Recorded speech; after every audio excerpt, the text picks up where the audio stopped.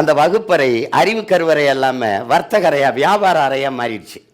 இவ்வளவு கட்டினா இவ்வளவு படிக்கலாம், இவ்வளவு படிச்சா இந்த வேலைக்கு போகலாம்.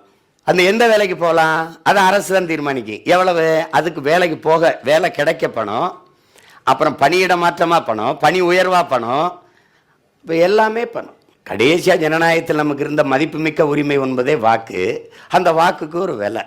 வாக்கை விற்கிற சந்தையா மாறிடுச்சு தேர்தல். மந்தை விற்கிற மந்தைகளா மக்கள் மாறிட்டான். வாங்குற வியாபாரியா அரசியல் தலைமைகள் மாறிடுச்சு. இப்போ இங்க என்ன பண்ணணும்னா அடிப்படையை தகர்த்து வேற ஒரு நாடு கட்டணும். புரட்சி என்றால் என்ன அப்படின்னு உங்க வயதில் இருந்த ஒரு புரட்சியாளன் 22 வயசுல நாட்டின் விடுதலைக்கு தூக்கு கயிறில் தொங்கி மூச்சை விட்ட புரட்சியாளன் பகத்சிங்கிட்ட கேட்குறாங்க, 22 வயசுக்குள்ள அவளை எவ்வளவு முதிர்ச்சியா சிந்திச்சிருக்காங்க. புரட்சி என்ன பகத்து? புரட்சி என்பது ரத்தம் சிந்தும் வன்முறையாகத்தான் இருக்க வேண்டும் என்பது இல்லை. அது துப்பாக்கி தோட்டாக்களை தொழுவதும் இல்லை. புரட்சியில் தனிநபர்கள் வஞ்சம் தீர்த்து கொள்ள வாய்ப்பே இல்லை. பிறகு எதுதான் புரட்சி?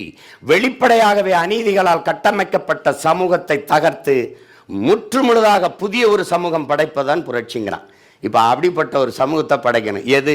ஊழல், லஞ்சம், பசி, பஞ்சம், கொலை, கொள்ளை, சாதிய இழிவு, தீண்டாமை, அடக்குமுறை, ஒடுக்குமுறை, மத போதை, பாலியல் வன்கொடுமை, பெண்ணிய அடிமைத்தனம் ஏதும் இல்லாத புதிய ஒரு தேசத்தை படைக்கணும்.